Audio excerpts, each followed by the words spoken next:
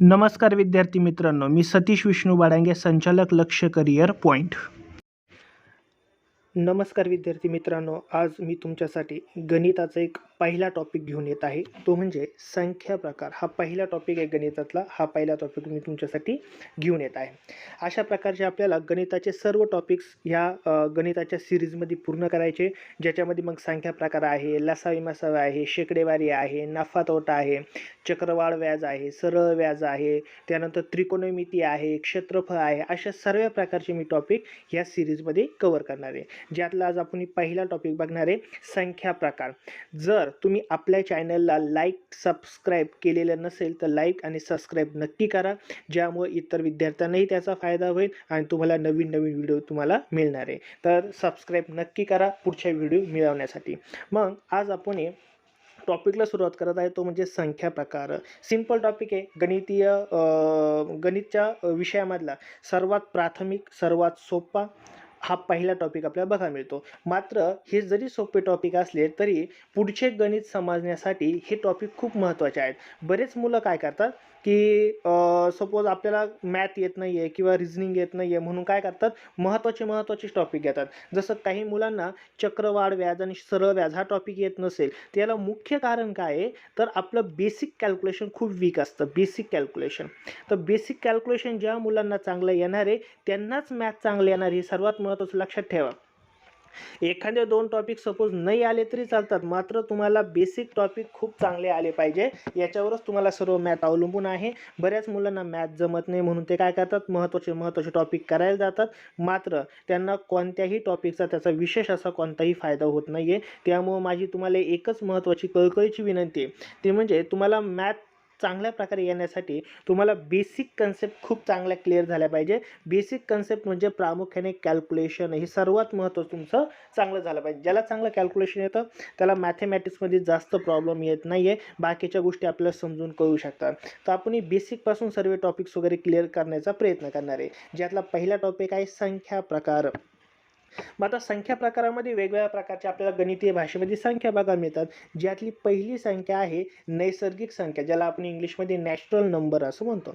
आता नैसर्गिक संख्या म्हणजे काय, ज्या संख्यांचा आपण दैनंदिन जीवनामध्ये वापर करतो. कसा करतो, दैनंदिन जीवनामध्ये त्याचा आपण वापर करतो, त्या संख्याला आपण नैसर्गिक संख्या असं म्हणतो. उदाहरणार्थ आपण दैनंदिन जीवनात कोणत्या संख्येचा वापर करतो, ज्याच्यामध्ये 1 आहे, 2 आहे, 3 आहे, 4 आहे, अशा प्रकारे अनंत संख्यांचा आपण व्यवहारात वापर करतो, त्याला आपण म्हणतो नैसर्गिक संख्या. आपण जनरली झिरोचा किंवा शून्याचा किंवा मायनस संख्येचा व्यावहारिक जीवनामध्ये किंवा दैनंदिन जीवनामध्ये सहसा वापर करत नाही. उदाहरणार्थ जर आपण म्हणायचं झालं तर तुम्ही असं म्हणू शकता की एखाद्या बँकेत गेले आणि त्यानं म्हटले आमचे वजा 10 रुपये बँकेत डिपॉझिट करा, असं होणं शक्य आहे का, नाही आहे. किंवा तुम्ही शून्याचा पण वापर करू शकत नाही. उदाहरणार्थ तुम्ही असं म्हणू शकतात का, एखाद्या किराणा दुकानात गेले आणि मला 0 किलो साखर द्या, असं म्हणणं शक्यच नाही आहे. तो दुकानदार येड्यात निघाला बसला. त्यामुळं आपण दैनंदिन जीवनात फक्त कोणत्या संख्येचा वापर करतो, 1 2 3 4 अशा अनंत संख्यांचा वापर करतो, याला आपण म्हणतो नैसर्गिक संख्या. मग याच्यामध्ये फक्त कोणत्या संख्या येतात, धन संख्या येतात, शून्य येत नाही, वजा संख्या येत नाही, अपूर्णांक संख्या येत नाहीत. फक्त याच्यामध्ये पूर्णांक संख्या आणि त्या सर्व कशा असाव्यात, धन असाव्यात, असा त्याचा महत्त्वाचा क्रायटेरिया आहे. तर पहिली संख्या आपण बघितली नैसर्गिक संख्या किंवा ज्याला आपण म्हणतो नॅचरल नंबर. हा पहिला प्रकार आपण याच्यामध्ये बघितलेला आहे. आता दुसरा प्रकार काय आहे गणितीय भाषेतला, तो म्हणजे समसंख्या. दुसरा प्रकार काय, समसंख्या. समसंख्या म्हणजे कोणत्या संख्या, ज्याला आपण इंग्लिशमध्ये इवन नंबर असं म्हणतो. समसंख्या म्हणजे, आता समसंख्या म्हणजे अशा संख्या की ज्या संख्येला 2 ने भाग जातो. कितीने भाग जातोय, 2 ने पूर्ण भाग जातो. कसं जातो, 2 ने पूर्ण भाग जातो. अशा सर्व संख्यांना आपण समसंख्या असं म्हणतो. मग याच्यामध्ये कोणत्या संख्या येऊ शकतात, तर याच्यामध्ये ज्या संख्येच्या एकक स्थानी 0 असेल, ज्या संख्येच्या एकक स्थानी 0 असेल, 2 असेल, 4 असेल, 6 असेल, 8 असेल, अशा संख्या येत असेल तर त्या सर्व संख्यांना समसंख्या असं म्हणायचं आहे. मग कोणती संख्या, तुम्हाला कधी क्लास 3ला किंवा सरळ सेवेला क्वेश्चन विचारतात, खालीलपैकी समसंख्या कोणती, खालीलपैकी विषम संख्या कोणती, खालीलपैकी परिमेय संख्या कोणती, अपरिमेय संख्या कोणती, याच्यावरती क्वेश्चन आपल्याला विचारले जातात. आणि ह्या आधारावरती आपल्याला बरेच काही पुढे एक्झाम्पलसुद्धा सॉल्व करायचे आहेत, ते खूप महत्त्वाचे आहेत. त्यामुळं हा टॉपिक करणं गरजेचं आहे. मग ज्या संख्येच्या एकक स्थानी, एकक स्थान म्हणजे काय, शेवटची संख्या. जसं सपोज मी सांगितलं 124. 124 ची एक ही काय, एकक स्थानची संख्या आहे. 2 काय, दशक स्थानची संख्या आहे. 1 ही काय, शतक स्थानची संख्या आहे. मग ज्या आता ही 124 ही काय असणारी समसंख्या, कारण की ह्या संख्येचे एकक स्थानी काय आलेलं आहे, 4 आलेलं आहे. तर अशा कितीही मोठ्या संख्या असो, मात्र त्या संख्याच्या एकक स्थानी याच्यापैकी जो काही अंक येईल त्याला आपण म्हणणार आहे समसंख्या. येईल लक्षात. समसंख्या म्हणजे काय ते आपण याच्यामध्ये बघितले आहे. तर दुसरा प्रकार आहे समसंख्या. समसंख्येची व्याख्या तुम्हाला मी PDF च्या नोट्समध्ये पण दिली आहे. आता हा जो काही टॉपिक्स घेतो याच्या मी तुम्हाला PDF पण सेंड वगैरे करणार आहे किंवा त्या PDF वगैरे तुम्हाला मिळणार आहे. ओके. त्यानंतर तिसरी संख्या आहे ती म्हणजे विषम संख्या. त्याला आपण इंग्लिशमध्ये ऑड नंबर असं म्हणतो. विषम संख्या म्हणजे काय, ज्या संख्येला 2ने पूर्ण भाग जात नाही. कशाने पूर्ण भाग जात नाही, 2ने पूर्ण भाग जात नाही, अशा संख्यांना आपण काय म्हणतो, विषम संख्या. मग दुसरी अजून एक व्याख्या याच्यावली, विषम संख्या कशाला म्हणायचं, ज्या संख्येच्या एकक स्थानी 1 असेल किंवा 3 असतील किंवा 5 असेल किंवा 7 असेल किंवा 9 असेल, याच्यापैकी कोणती पण एक संख्या जर असेल तर त्याला आपण म्हणणार आहे विषम संख्या. विषम संख्या आपण त्याला विषम संख्या म्हणणार आहे. उदाहरणार्थ मी जर तुम्हाला असं म्हटलं की 12,723 ही संख्या काय असणार आहे, तर एकक स्थानी किती आलाय, तर 3 आलाय, म्हणजे ही संख्या काय असणार आहे, टोटल विषम संख्या. येईल लक्षात. विषम संख्या कशावर ठरते, एकक स्थानच्या अंकावरती ठरते. याला म्हणतो आपण विषम संख्या. हा झाला तिसरा प्रकार. त्यानंतर आता आपण चौथा प्रकार बघणार आहे. चौथा प्रकार काय बघूया आपण. बघा, मूळ संख्या. चौथा प्रकार काय, मूळ संख्या, ज्याला आपण इंग्लिशमध्ये प्राईम नंबर असं म्हणतो. मग आता मूळ संख्या म्हणजे काय, मूळ संख्या म्हणजे काय, तर मूळ संख्या म्हणजे अशी संख्या की ज्या संख्येला फक्त स्वतःने भाग जातो. कशाने जातो, स्वतःने किंवा एकाने भाग जातो. बाकी इतर संख्यांनी भाग जात नाही. इतर संख्यांनी भाग जात नाही, अशा संख्यांना आपण काय म्हणतो, मूळ संख्या. मग आता उदाहरणार्थ काय, जर सपोज प्रश्न असा विचारला जाऊ शकतो आपल्याला, सर्वात लहान मूळ संख्या कोणती आहे, तर सर्वात लहान मूळ संख्या कोणती आहे, 2. कारण की 2ला स्वतःने भाग जातो आणि एकाने भाग जातो, म्हणून ती मूळ संख्या आहे. पुढची मूळ संख्या आहे 3, कारण की 3ला स्वतःनेच भाग जाऊ शकतो आणि एकाने जाऊ शकतो. 4 मूळ संख्या असेल का, अजिबात नाही, कारण की 4ला 4ने भाग जातो, 1ने पण जातो आणि 2नी सुद्धा भाग जातो. त्यानंतर 5 असणार आहे, त्यानंतर 7 असणार आहे. 9 ही मूळ संख्या असेल का, नाही. का, तर 9ला 3ने सुद्धा भाग जातोय. तर त्यानंतर पुढची कोणती असणार, मग 11 असेल, 13 असेल, 17 असेल, 19 असेल, अशा प्रकारच्या ज्या संख्यांना स्वतःने भाग जातो किंवा एकाने भाग जातो त्या सर्व संख्यांना मूळ संख्या असं म्हणतात. याच्यावरती क्वेश्चन वेगवेगळ्या स्वरूपात आपल्याला विचारले जाऊ शकतात.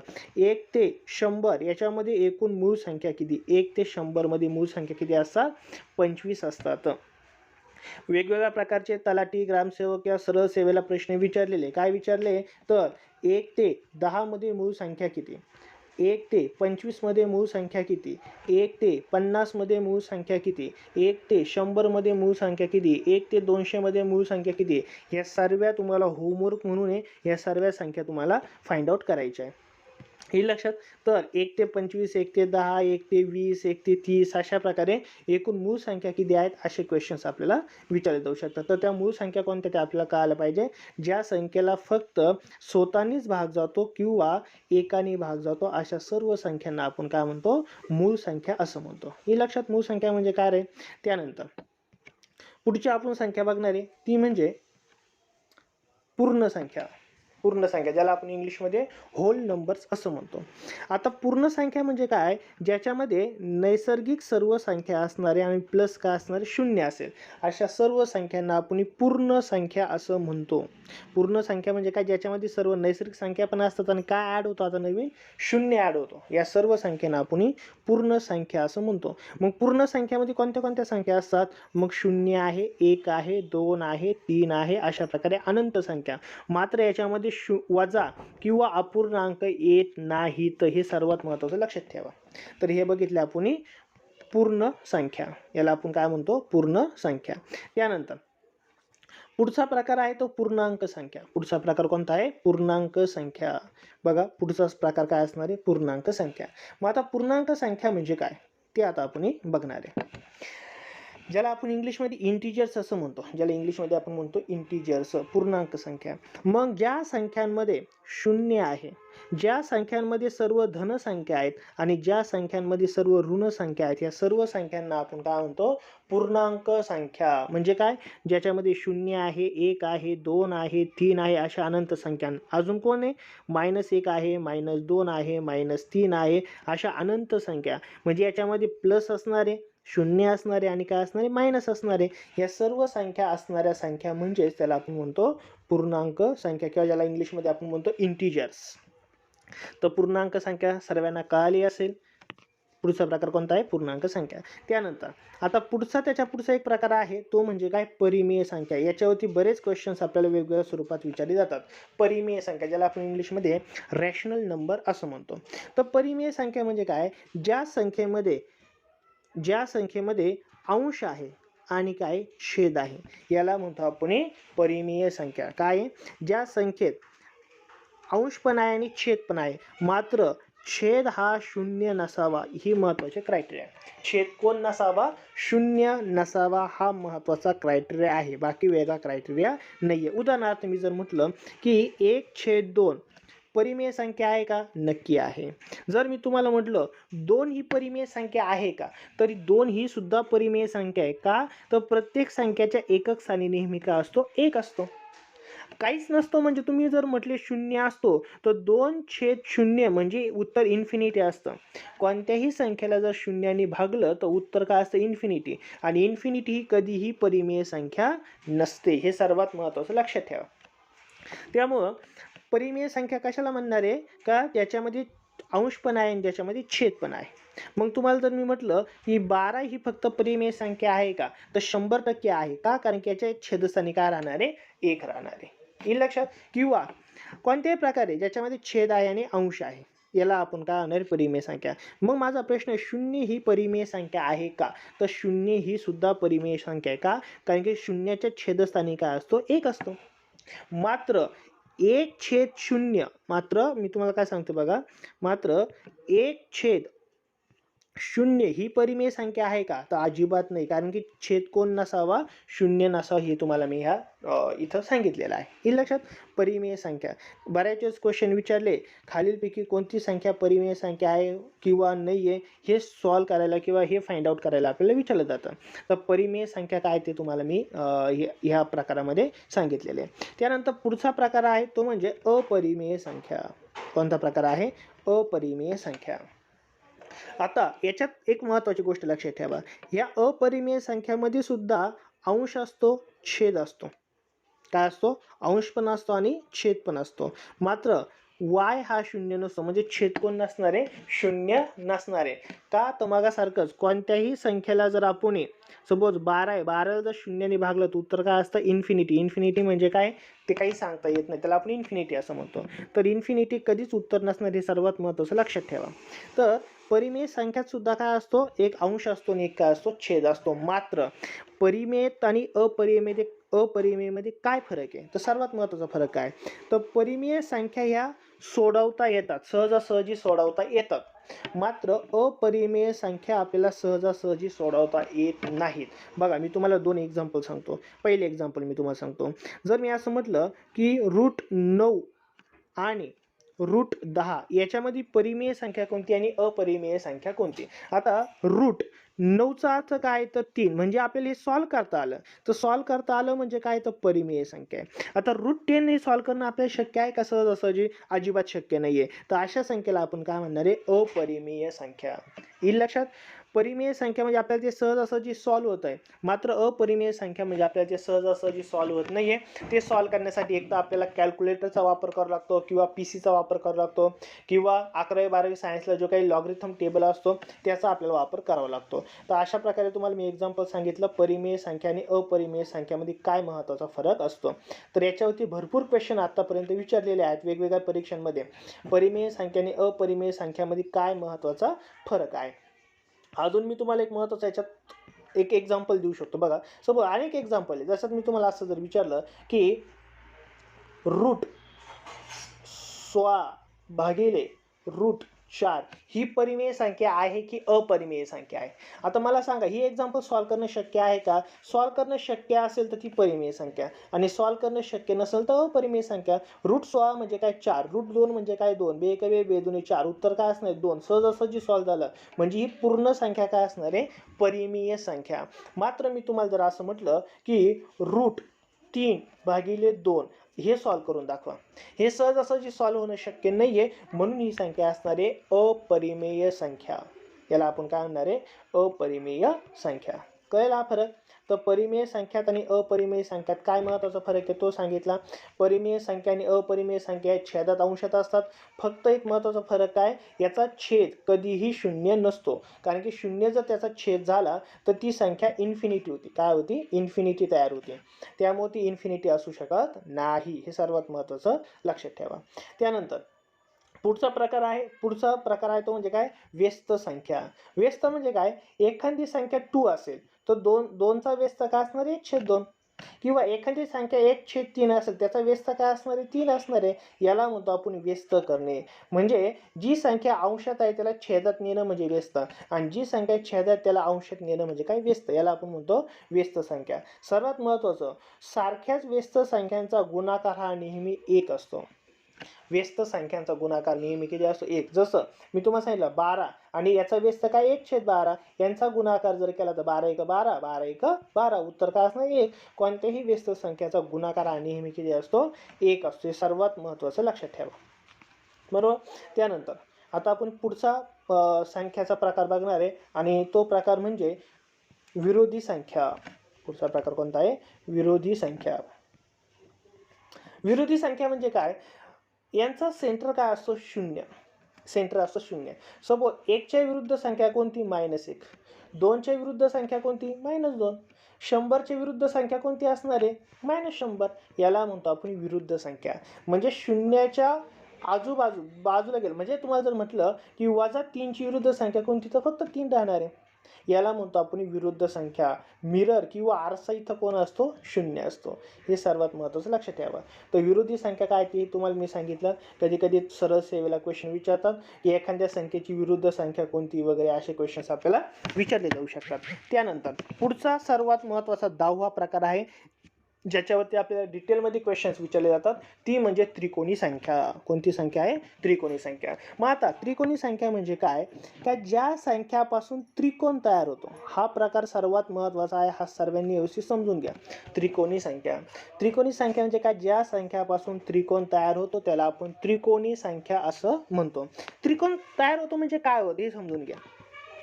आता त्याच्या आधी मी सर्वात महत्त्वाचं सांगतो. सर्वात लहान त्रिकोणी संख्या असते 1.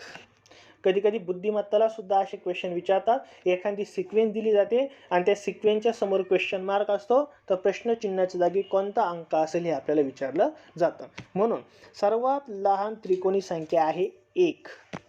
त्याच्या पुढची त्रिकोणी संख्या आहे 3. त्याच्या पुढची त्रिकोणी संख्या आहे 5. अशा प्रकारे आपल्याला 6. त्याच्या पुढची त्रिकोणी संख्या कोणती आहे? 6. तर अशा प्रकारे आपल्याला त्रिकोणी संख्या 6 आहे, त्याच्यानंतर 10 आहे, त्याच्यानंतर 15 आहे, त्याच्यानंतर 21 आहे. या सर्व काय? त्रिकोणी संख्या. मग आता त्रिकोण तयार होणं म्हणजे त्रिकोणी संख्या. जसं बघा, त्रिकोण तयार होण्यासाठी पहिल्यांदा एक डॉट लागतोच आपल्याला. म्हणजे इथं झाला एक डॉट. काय झाला? हा एक डॉट. पुढचा त्रिकोण होण्यासाठी आपल्याला 2 डॉट लागतील. म्हणजे बघा, हा त्रिकोण झाला का? अशा प्रकारे त्रिकोण. मग हे डॉट, हा त्रिकोण किती डॉटने तयार झालाय? 3 डॉटने तयार झालाय. बरोबर. आता पुढं त्रिकोण तयार करायचं असेल तर इथे एक डॉट ठेवला, इथे एक डॉट ठेवला, इथे एक डॉट ठेवला. एक प्रकारे आपण रांगोळीचा प्रकार आहे हा. पुन्हा बघा, याचा आपण असा त्रिकोण तयार करू शकतो. म्हणजे एकूण किती डॉट झाले? तर 6 डॉट झाले. पुढचा अजून त्रिकोण काढायचा असेल तर आपल्याला असे डॉट ठेवावे लागतील. म्हणजे अजून हा पुढचा काय झाला? त्रिकोण तयार. मग जर ज्या संख्यापासून त्रिकोण तयार होतो याला आपण काय म्हणतो? त्रिकोणी संख्या असं म्हणतो. मग सर्वात लहान त्रिकोणी संख्या कोणती? असे सरळ सेवेला काही ठिकाणी प्रश्न विचारलेले आहेत. तर सर्वात लहान त्रिकोणी संख्या 1, त्यानंतर 3, 6, 10, 15, 21 अशा प्रकारे तुम्हाला त्रिकोणी संख्या वेगवेगळ्या स्वरूपामध्ये बघायला मिळतात. फक्त त्रिकोण तयार झाला पाहिजे. आता त्रिकोणी संख्याची मी तुम्हाला त्रिकोणी संख्या काय असतात हे तुम्हाला मी सांगितल्या.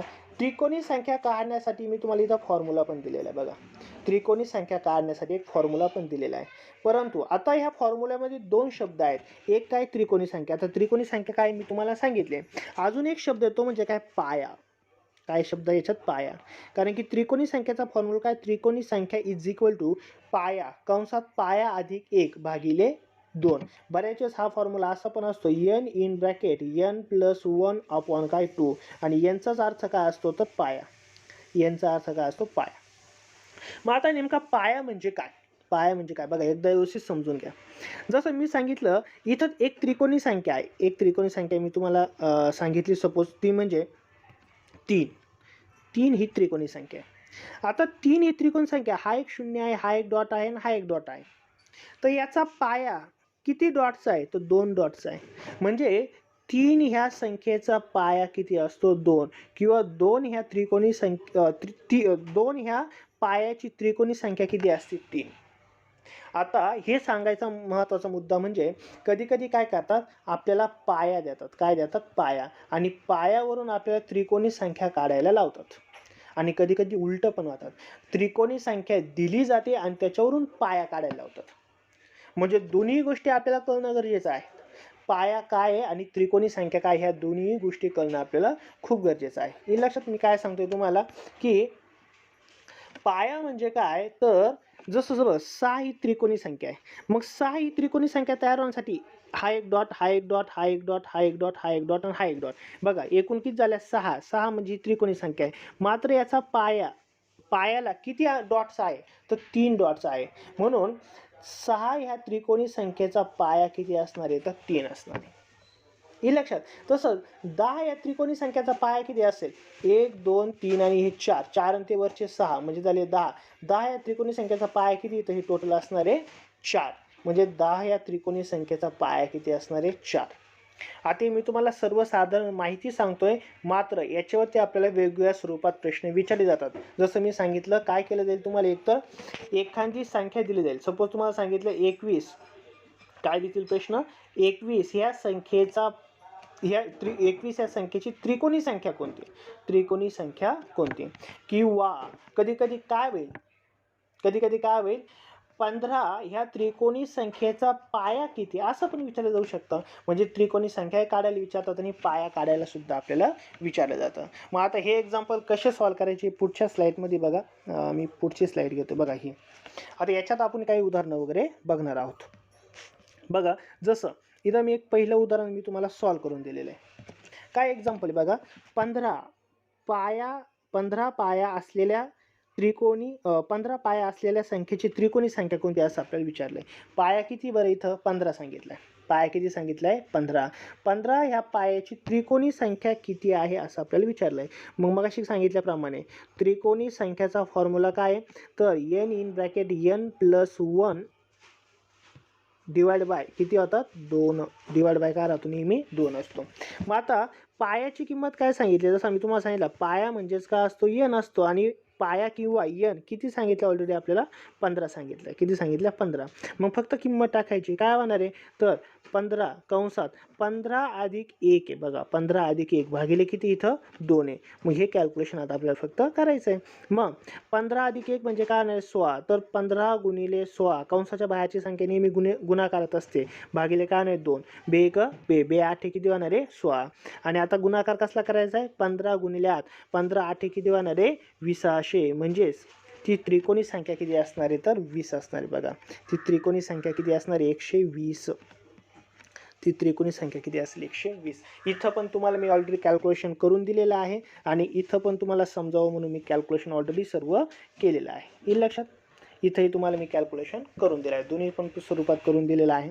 इथं फक्त काय करायची, जी संख्या पायाची आहे त्याच्यामध्ये 1 वाढवायचा म्हणजे पुढची संख्या घ्यायची, एवढंच याच्यामध्ये क्रायटेरिया असणार आहे. हे लक्षात.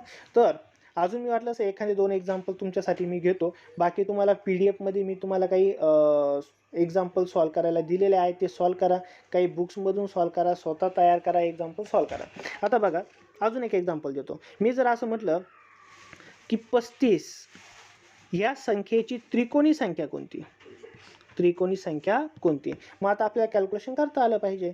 त्रिकोणी संख्या 35 ची त्रिकोणी संख्या, मग त्रिकोणी संख्या इज इक्वल टू, आता त्रिकोणी संख्या काढायला लावली याचा अर्थ हा काय पाया आहे. मग 35 कंसात का असतो 35 अधिक 1 म्हणजे 36, 36 भागिले काय 2, बे एक बे, बे 18 36. आता दोघांचा काय करायचा गुणाकार, 35 गुणिले 18 यांचा गुणाकार. एक तर डायरेक्ट करा किंवा तुम्ही 35 गुणिले 18 इथं बाजूला करून घेतलं तर चालेल. 8 पंचे किती होणार आहे 40, 8 त्रिक किती होणार 24, 24 आणि हे 4 किती होणार आहे 28. एक संख्या तशीच घेतली मी, एक सपोज एक घेतला स्टार, 1 का 5 5 आणि 3 1 3, मग यांची काय करायची बेरीज.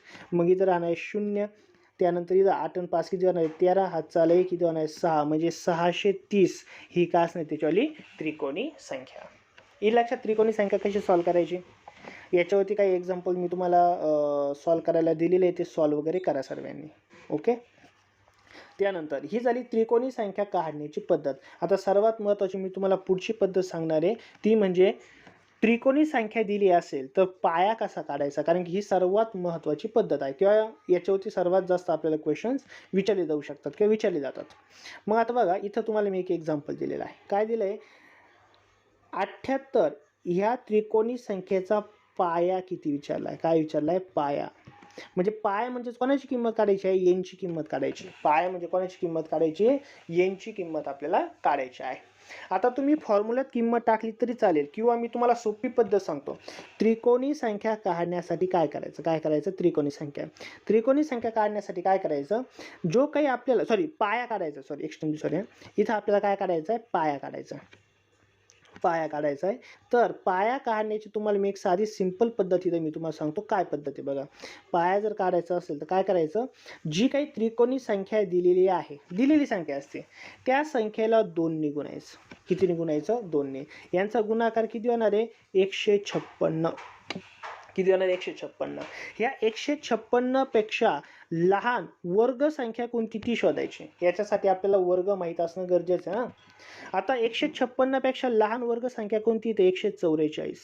कोणती आहे 144. 156 पेक्षा लहान वर्ग संख्या 144 आणि 144 हा कसला वर्ग आहे तर 12चा वर्ग आहे. मग त्याचं काय घ्यायचं वर्गमूळ घ्यायचं. काय घ्यायचं वर्गमूळ.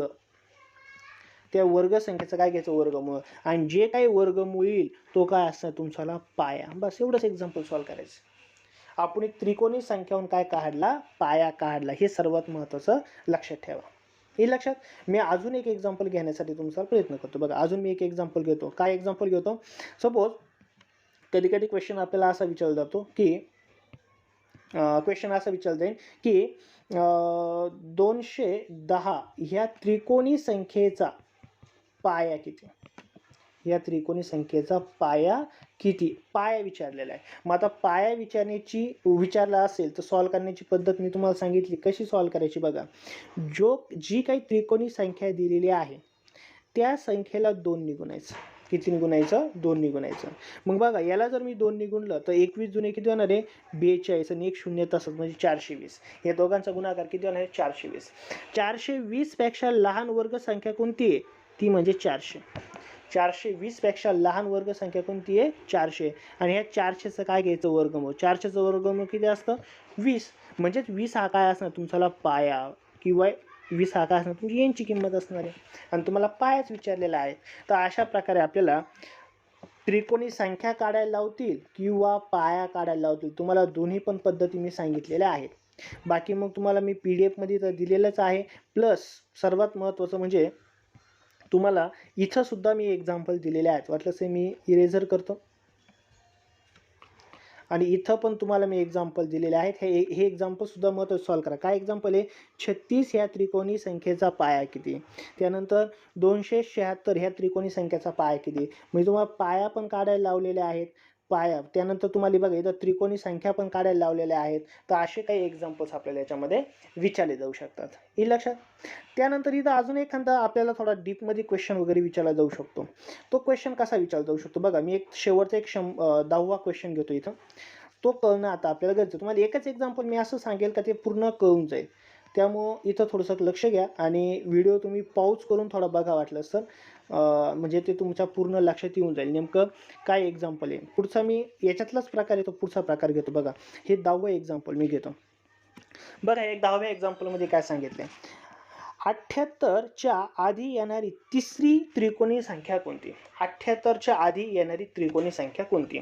आता बघा, म्हणजे याचा अर्थ 78 ही काय बरं त्रिकोणी संख्या आहे आणि याच्या आधीची तिसरी त्रिकोणी संख्या कोणती असं विचारलंय. जसं बघा, मी मगाशी सांगितलं 1 त्रिकोणी संख्या आहे, 3 त्रिकोणी संख्या आहे, त्यानंतर 6 त्रिकोणी संख्या आहे, 10 त्रिकोणी संख्या आहे. आता हा प्रश्न कसा विचारला आहे तर 10च्या आधी तिसरी त्रिकोणी संख्या कोणती? 10च्या आधी तिसरी त्रिकोणी संख्या, पहिली, दुसरी आणि तिसरी कोणती राहणार आहे? 1 राहणार आहे. तर 10च्या आधी तिसरी त्रिकोणी संख्या कोणती असं आपल्याला विचारलेलं आहे. मग सेम क्वेश्चन आपल्याला इथं विचारलेला आहे. काय विचारलं आहे तर 78च्या आधी तिसरी त्रिकोणी संख्या कोणती? बघा, हे एक्झाम्पल कसं सॉल्व करायचं आहे हे एकदा कळालं तर तुम्हाला याच्यामध्ये काही जास्त डाऊट राहणार नाही. आता 78 ही काय तर त्रिकोणी संख्या आहे.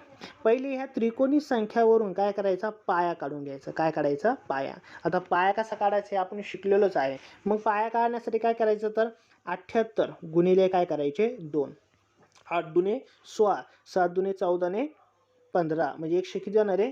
56. आता 156 पेक्षा लहान वर्ग संख्या कोणती असते तर 144. किती असते? 144. आणि 144 हा कसला वर्ग आहे तर 12चा वर्ग आहे. याचा अर्थ ह्या 78 त्रिकोणी संख्येचा पाया किती तर 12 आहे. आता किती पुढं जायचंय का मागं जायचंय? आधीची विचारली. बघा इथं काय क्वेश्चन विचारलाय 78च्या आधीची. आधी विचारली कितवी? तिसरी. तर -3 करायची. ह्या पायातून काय करायचे? -3 करायचे. आणि जर प्रश्न विचारला असता 78च्या पुढची 5वी त्रिकोणी संख्या कोणती? पुढची, तर काय करायची तर मग +5 करायचं. काय करायचं? +5. बस दुसरं काहीच नाहीये. ही एक एक्झाम्पलमध्ये तुम्हाला सर्व एक्झाम्पल क्लिअर होतील असं मी सांगतो तुम्हाला. आता मागची त्रिकोणी संख्या विचारली कितवी? तिसरी. मग मागची विचारली तर -3 करायचं म्हणजेच किती होणार इथं मग 9 होणार आहे. यांची वजाबाकी किती होणार आहे? 9. आता काय विचारले आपल्याला तर ती त्रिकोणी संख्या कोणती? म्हणजे आता हा नवीन काय झाला तुमचा पाया. हा काय झाला? नवीन पाया. मग ह्या पायाची त्रिकोणी संख्या कोणती असं आता आपल्याला विचारलंय. तर आपल्याला माहिती आहे त्रिकोणी संख्या काढण्याचा फॉर्म्युला. त्रिकोणी संख्या n in bracket n + 1 upon काय आहे 2. इथं n म्हणजे काय? पाया. पाया किती दिलाय? 9. 9 अधिक 9 गुणिले इथं काय दिलंय 9 गुणिले 9 अधिक 1 काय नाही 10 भागिले किती आहे 2. 2 1 2 2 5 किती होणार आहे 10 आणि 9 5 किती होणार आहे 45. तर प्रश्न काय विचारला आपल्याला तर प्रश्न असा विचारला आहे 78च्या आधी तिसरी त्रिकोणी संख्या कोणती? 78च्या आधी तिसरी त्रिकोणी संख्या कोणती? तर तुमचं उत्तर काय असणार आहे 45. उत्तर काय असेल 45. सर्वांना एक्झाम्पल कळालं असेल. जर व्हिडिओ आवडले असेल तर इतरांना शेअर करा, स्वतः सबस्क्राईब करा, लाईक करा, कॉमेंट करा. काही शंका असेल तर मला विचारा. इथं आपण थांबू. Thank you so much.